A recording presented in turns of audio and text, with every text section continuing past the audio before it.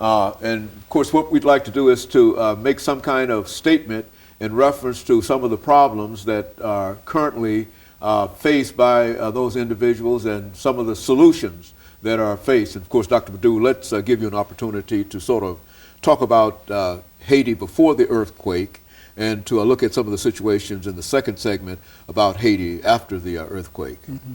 Well, the economic and political problems, in Haiti are well known, since 1804 when it became independent. It has never changed. The same political, crisis after another has bedeviled the country.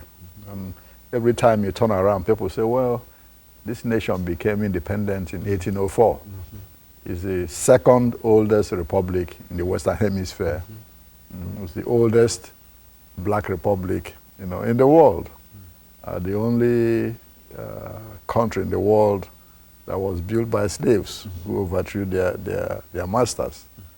And one will assume that a country that old, over 200 years, would have been in a strong economic condition now. But whenever you look around, Haiti is deteriorating instead of, moving up.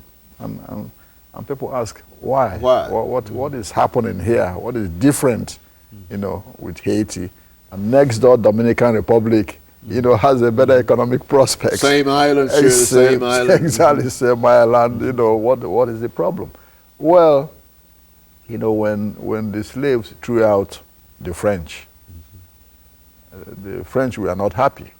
They lost a whole lot of, their economic stranglehold on Haiti. Their coffee plantations and you name it.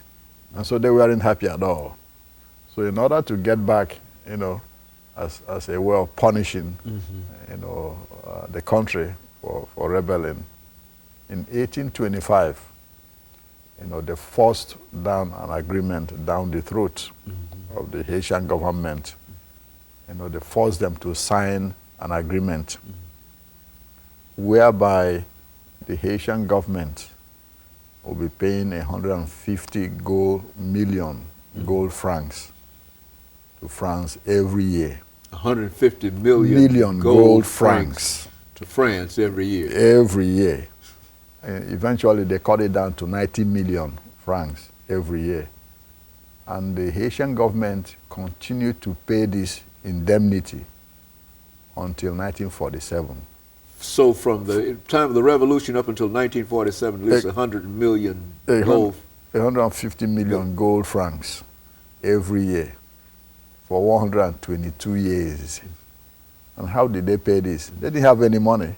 They had to borrow money from the German, the British, and French banks. To pay the French loan. To be paying this indemnity. So while they are paying this indemnity, what is happening? They are owing these banks at the same time, and the banks are collecting the money too.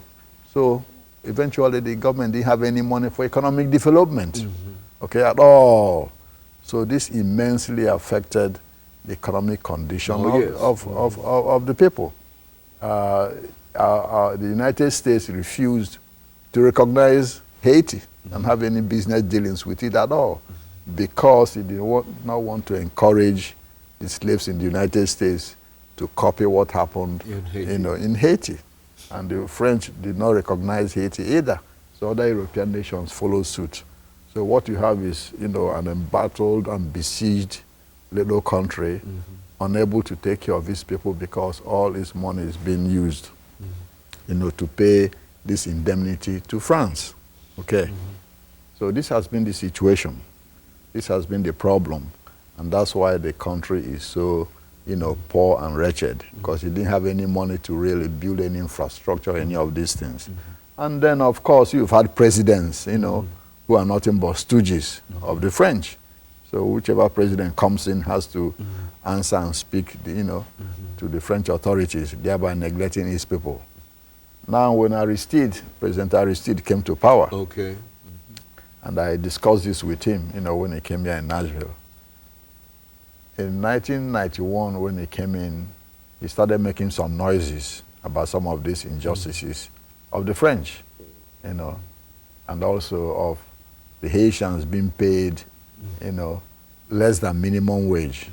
When he came to power, Haitians working for American firms, some of them were paid $1 a day, while the Americans who work for those some companies are paid $10 to $12 an hour.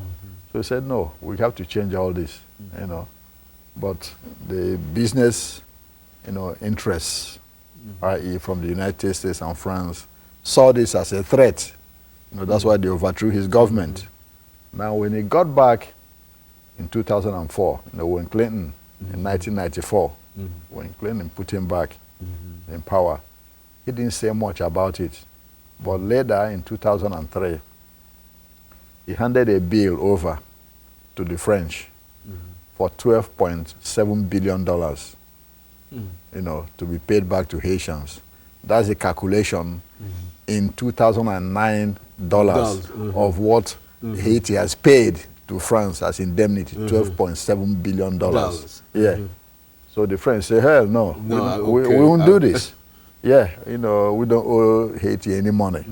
And of course, the French government got mad, and that's part of why they started conspiring, to overthrow Aristide. And that's why they really threw him out. In fact, a few days before he was overthrown, there was chaos everywhere.